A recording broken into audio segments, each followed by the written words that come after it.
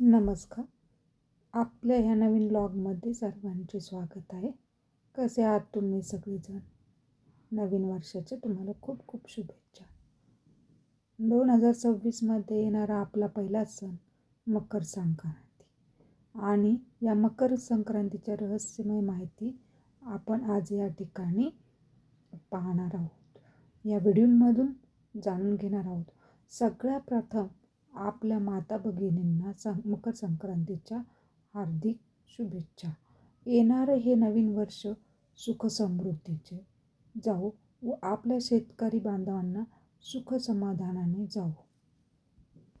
निसर्गाने शेतकऱ्याला साथ द्यावी व त्यांच्या पिकांना बाजार मिळावा ही देवाकडे प्रार्थना करते. संपूर्ण माहिती, रंग, तारीख, वाहन, दिशा, दान, वर्ज्य कामे ही सगळी आपण इथे पाहूयात. मकर संक्रांतीच्या वस्त्र, शस्त्र, संक्रांतीच्या काळातल्या गोष्टी केल्या जातात व कुठल्या गोष्टी केल्या जात नाही ते पाहू. मकर संक्रांतीतील फार महत्त्व आहे. आपल्याकडे खूप महत्त्व आहे. सूर्य मकर राशीत प्रवेश करतो आणि यालाच मकर संक्रांत असे म्हणतात, या शुभयोगाला. आणि हा सण आपण अगदी आनंदाने साजरा करतो. या मकर संक्रांतीच्या दिवसापासून सूर्याचे उत्तरायण सुरू होते. याच उत्तरायणाचा काळ अतिशय शुभ मानला जातो. मकर संक्रांत हा सण नेहमी 14 जानेवारी, 13 जानेवारी किंवा 15 जानेवारी असे क्वचितच घडते. 2026ला देखील 14 जानेवारीला मकर संक्रांतीचा सण आलेला आहे. 14 जानेवारी 2026 रोजी 3:13 सूर्य मकर राशीत प्रवेश करतो. तर आपण मकर संक्रांतीचा पूजा मुहूर्त मी सांगते. 14 जानेवारीला 2026 रोजी 3:13 बुधवारी 3:13 ते 6.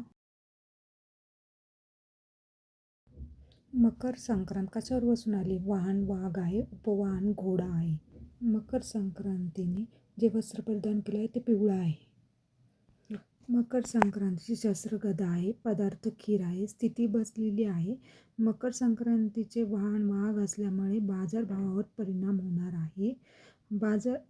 ज्योतिषशास्त्रानुसार सोनं, चांदी, डाळ, तांदूळ यांची वाढ होण्याची शक्यता आहे. दान धर्माला महत्त्व आहे.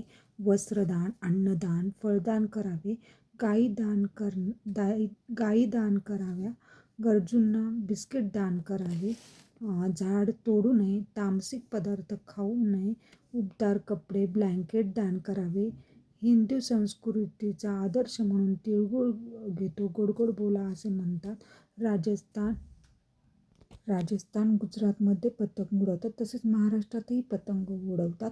मकर संक्रांतीच्या काळात सूर्य हा धनु राशीतून मकर राशीत प्रवेश करत असतो, ज्याला सूर्याचे उत्तरायण सुरू झाले असे म्हणतात.